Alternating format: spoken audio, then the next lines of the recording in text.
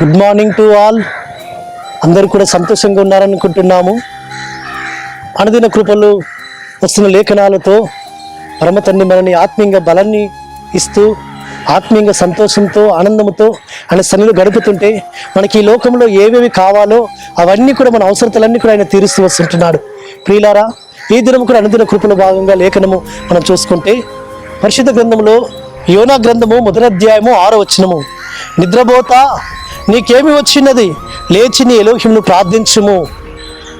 కాబట్టి ప్రియులారా, మనకు నిద్ర అనేది మానవుని జీవితంలో అవసరమే, కానీ ఎంతవరకు అవసరమే అంతవరకు అవసరము. కానీ పరమ తండ్రి సృష్టిని చూడమంటున్నాడు. సృష్టిలో పక్షులు వేకువజామున లేచి సృష్టికర్త అయిన ఎలోహింను స్తుతిస్తున్నాయి, ఆరాధిస్తున్నాయి, ప్రార్థిస్తున్నాయి.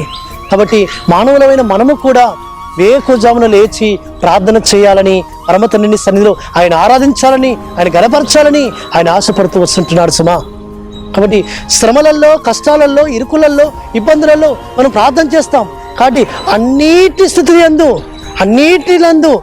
స్థితుల యందు కూడా పరమతని స్తుతించాలి, ఆరాధించాలి, అన్ని విషయాల గురించి ప్రార్థన చేయాలి.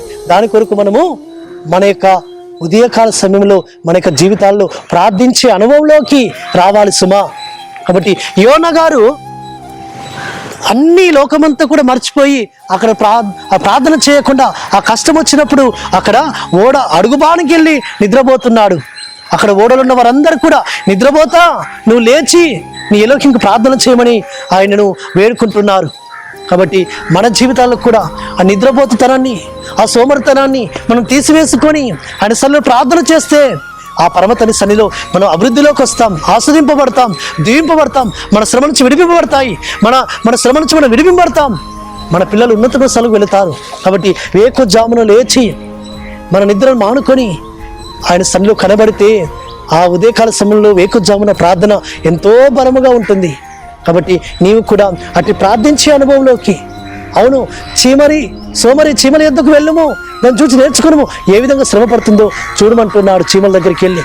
కాబట్టి మనము కూడా ప్రార్థనలో మనము చేసుకోవడానికి కొరకు నిద్రను మానుకునే సన్నిధిలో కనబెడితే తగిన ఫత్వలము, తగిన ఆశీర్వాదము దీవెనిస్తాడు. కాబట్టి నిద్రమత్తు గల ఆత్మను పరమతని నుంచి తీసివేయనట్లుగా మనం ప్రార్థన చేద్దాం. ఎల్లప్పుడూ విసుగగా నిత్యము మెలకువ కలిగి ప్రార్థన చేద్దాం. అట్టి విధమైన కృప పరమతని మనకు అనుగ్రహించును గాక. ప్రార్థన చేసుకుందాం. పరలోకందున మా తండ్రి, సర్వోన్నత జీవాధిపతి యేసుక్రీస్తునికి స్తోత్రములు.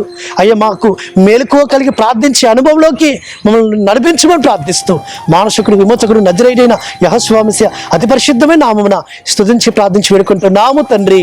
ఆమేన్. సర్వోన్నతుడు, సర్వాధికారి అయిన యేసుక్రీస్తు కృప, ఆయన సన్నిధిలో నుంచి శాంతి, సమాధానము నిరంతరం మనకు తోడుగా ఉండి మనల్ని ఆయన బలపరిచి నడిపించును గాక. ఆమేన్.